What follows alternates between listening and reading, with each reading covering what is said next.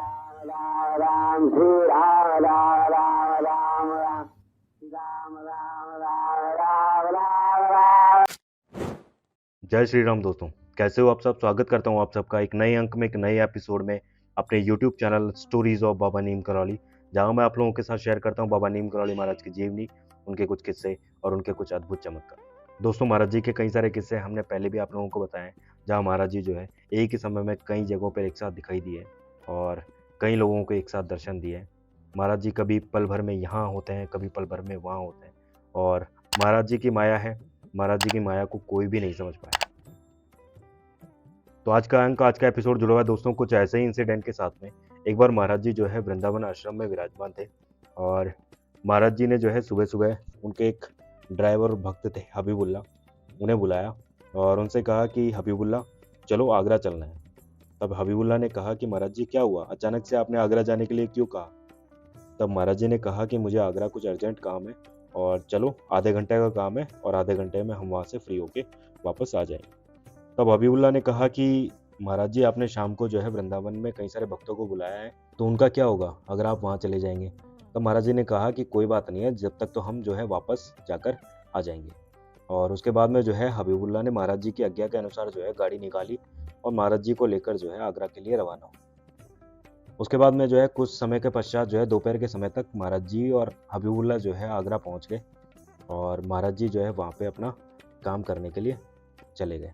कुछ समय पश्चात जो है महाराज जी वापस आए और महाराज जी ने कहा कि रुको, मुझे कुछ काम है और एक जगह और जाके आना, एक भक्त से और मिल के आना। इतने में जो है हबीबुल्ला वहाँ पर बैठे बैठे महाराज जी का वेट कर रहे थे और इतना परेशान हो चुके थे, उनकी तबीयत भी ख़राब थी, पेट में दर्द हो रहा था।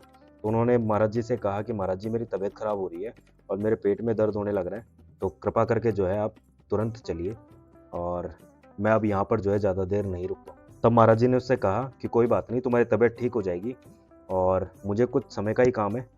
तुम ऐसा करो, तुम केवल मेरा आधे घंटे वेट करना और आधे घंटे में अगर मैं यहाँ नहीं आता हूँ तो तुम वापस वृंदावन चले जाना। इस पर हबीबुल्ला ने कहा कि ऐसा कैसे हो सकता है महाराज जी, फिर आप कैसे आएंगे। इस पर महाराज जी ने कहा कि तुम मेरी चिंता मत करो, मैंने तुमसे जैसा कहा है वैसा करना। तुम तो आधे घंटे मेरा इंतज़ार कर लेना और आधे घंटे बाद में अगर मैं नहीं लौटूँ तो जो है तुम वापस वृंदावन चले जाना। इसके बाद में जो है हबीबुल्ला ने हामी भरी और वहाँ पर इंतज़ार करने लगे। महाराज जी जो है अपने काम से चले गए, एक भक्त से मिलना था वहाँ पे चले गए और हबीबुल्ला जो है इधर महाराज जी का इंतज़ार कर रहे थे। उसके बाद में जो है हबीबुल्ला की तबीयत भी धीरे धीरे ठीक हो गई और पेट दर्द भी जो है मिट गया। आधा घंटा, पौन घंटा और 1 घंटा हो गया।